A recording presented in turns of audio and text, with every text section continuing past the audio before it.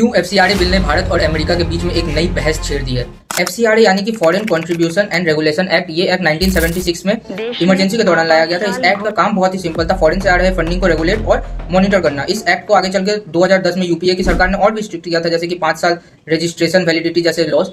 पर बाहर बैठे हुए बुद्धिजीवी लोग बहुत चिल थे, क्योंकि उन्हें पता था इन सारे लॉस को ब्रीच करना बहुत ही आसान है। 2014 के बाद एफसीआरए तो और स्ट्रिक्ट हुआ ही, पर वहीं दूसरी तरफ demonetisation, pan, Aadhaar linkage, KYC, undisclosed foreign asset and finance act और दूसरे फाइनेंस एक्ट्स ने इन सारे एनजीओस की, जो कि फॉरेन से फंडिंग लेते थे, उनकी दिक्कत और बढ़ाकर रख दी थी, जिसके कारण एनजीओस का नंबर 40,000 से घटकर 14,500 तक पहुंच गया। ये लगभग 60% का डिक्लाइन रेट था। और अब ये नया एफसीआरए अमेंडमेंट बिल, जिसमें अगर ₹1 का भी हिसाब ऐसा मिल गया जो कि नेशनल इंटरेस्ट के खिलाफ यूज किया जा रहा है, तो आपके एनजीओस के एसेट, लायबिलिटी सबको सीज कर लिया जाएगा। इससे क्या होगा कि आप अपना जस्ट नाम बदल के दूसरा एनजीओ खोल के सेम काम वापस से नहीं दोहरा सकते। अब जो यूएसए इसके खिलाफ आवाज उठा रहा है, वो खुद अपने देश में एफएआरए का बहुत स्ट्रिक्ट नियम रखता है फॉरेन इन्फ्लुएंस को कंट्रोल करने के लिए। हम सबको ये तो पता है ही कि यूएसए इसके खिलाफ क्यों आवाज उठा रहा है, पर नीचे क्लिक करके आप ये जानिए कि क्या सच में सीजेपी के प्रोटेस्ट में कोई फॉरेन इन्फ्लुएंस था।